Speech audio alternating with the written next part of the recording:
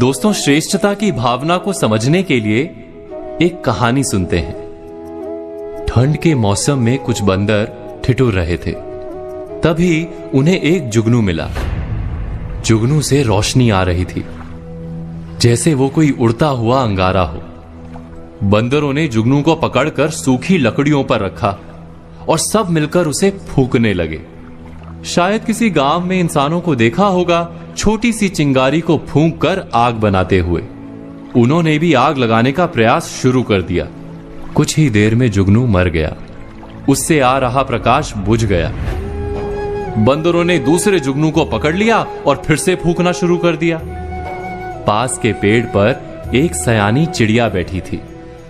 बंदरों की मशक्कत देखकर चिड़िया ने बंदरों से कहा कि आप बेकार मेहनत कर रहे हैं। ये जुगनू है, चिंगारी नहीं। देखा नहीं मुझे जुगनू को खाते हुए? अगर ये आग होती तो मैं जल जाती। तुम सब बेकार मेहनत कर रहे हो। हम विचार करेंगे तो तुरंत जान पाएंगे कि हमारी भी आधी जिंदगी ऐसे ही कई प्रयासों में बीत जाती है। कोई आईने में अपना मुख देखकर अभिनेता बनने निकल पड़ता है। जीवन बीत जाता है मगर सफलता नहीं मिलती। कोई व्यवसाय करने का स्वप्न लेकर जीता है, नौकरी नहीं करता और दरिद्र रह जाता है। कोई जुए में लाखों जीतने का स्वप्न लेकर चलता रहता है और जीवन नष्ट कर देता है। क्या हम सब आग की आशा में किसी ना किसी जुगनू को नहीं फूंक रहे? उस कहानी की चिड़िया ने जब बंदरों से कहा कि तुम सब जुगनू को फूंक कर आग नहीं लगा पाओगे, तो बंदरों ने गुस्सा होकर उस चिड़िया को मार दिया। हमें भी जब कोई कहता है कि हम जिस स्वप्न को लेकर चल रहे हैं वो मिथ्या है, तो हमारा प्रतिभाव क्या ऐसा ही नहीं होता?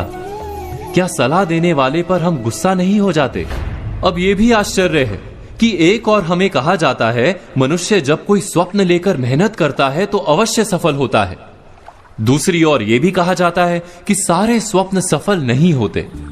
समय आने पर जुगनू और चिंगारी का भेद समझना आवश्यक है। इस दुविधा का उपाय क्या है? जो व्यक्ति ये कहता है कि उसे किसी के सुझाव की आवश्यकता ही नहीं, जो व्यक्ति ये मानता है कि उससे अधिक बुद्धिमान अन्य कोई है ही नहीं और उसके सारे फैसले 100% सच हैं, वही श्रेष्ठता की भावना है। इससे बंधा मनुष्य क्या वास्तव में अपने आप को जान पाता है? क्या उसके भीतर सच्चा आत्मविश्वास जन्म ले सकता है? कहानी के बंदरों ने चिड़िया को मारते हुए यही कहा था कि हम इतने बड़े और विशाल हैं, इतने ताकतवर हैं, हमें तुम्हारी सलाह की कोई आवश्यकता ही नहीं। इस मिथ्या भावना के कारण वो बंदर आज भी जुगनू को फूंक मारकर आग जलाने की कोशिश में ठिठुर रहे हैं।